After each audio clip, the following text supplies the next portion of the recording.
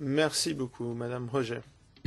Je suis un petit peu étonnée de ce qu'on a pu entendre de la part de certains collègues. Déjà pour la combinaison de déni et de sexisme assez sympathique.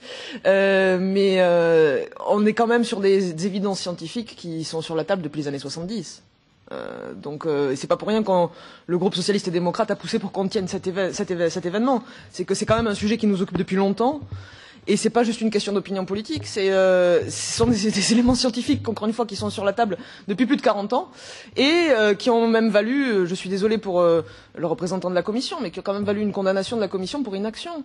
Donc l'urgence, les faits sont là, ils sont connus, et l'action ne vient pas.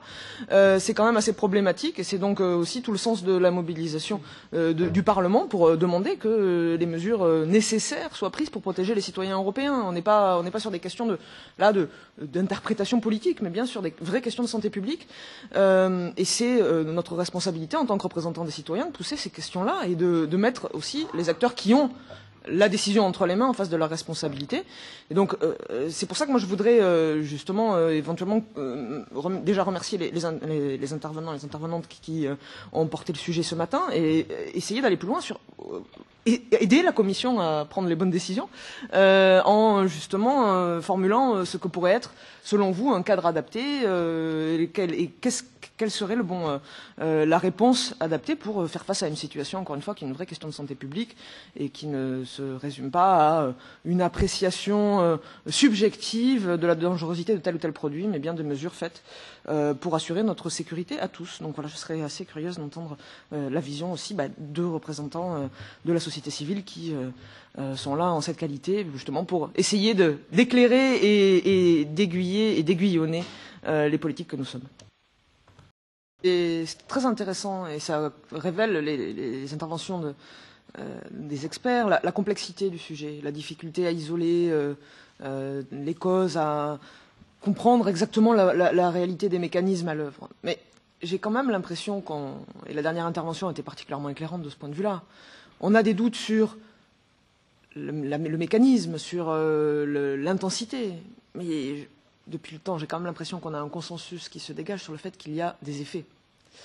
Il y a des effets et il y a des conséquences. À quoi elles sont imputables? C'est là où, effectivement, on a encore, et sans doute, à investir sur la recherche publique pour avoir une connaissance toujours plus approfondie. Mais nous ne sommes pas notre rôle n'est pas nous ne sommes pas des chercheurs, nous ne sommes pas des scientifiques, enfin, on peut l'être dans nos formations, mais notre rôle, il est de décider. Et autant on a de la mesure et de la nuance et de la complexité dans le champ de la recherche scientifique, autant dans les pratiques auxquelles nous sommes confrontés, on n'a pas cette mesure ou cette nuance. Les choix de l'industrie sont massifs. Les utilisations des produits, à partir du moment où ils sont légitimement autorisés, peuvent être massives.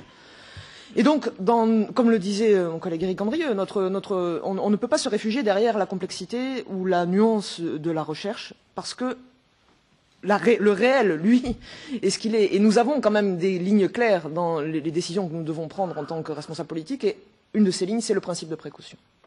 Et à partir du moment où on a un consensus qui se dégage sur le fait qu'il y a des impacts, qu'il y a des effets, pour complexes que les causes soient déterminées, ce qui doit nous guider dans notre action et ce qui doit guider aussi, j'en suis convaincu, la Commission européenne dans la définition des critères, c'est avant tout ce principe de précaution et c'est la sauvegarde de la santé humaine. Il sera toujours temps ensuite d'affiner et d'approfondir toujours, parce que la connaissance est toujours utile, le champ de la recherche scientifique, c'est extrêmement utile et éclairant pour nous, mais n'inversons pas le mécanisme de décision.